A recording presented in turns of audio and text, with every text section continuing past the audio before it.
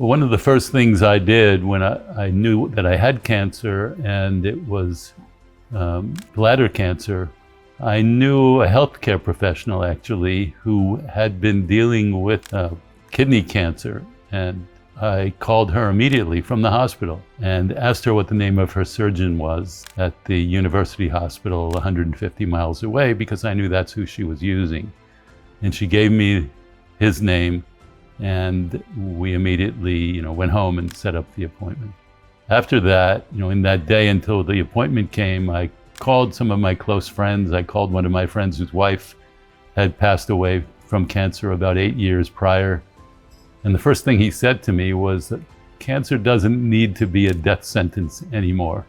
And you should do the least you have to do in order to get the biggest response. And then once that initial phase is over, then you can decide what you want to do further.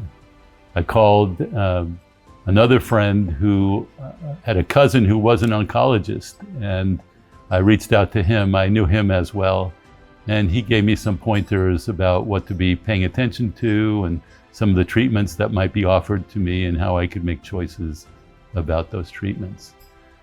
Called a lawyer friend of mine to get an idea of what the financial ramifications and legal ramifications of, for me, for my wife. In essence, I was planning for the worst case scenario, and yet also learning about the things I could do as intervention treatments.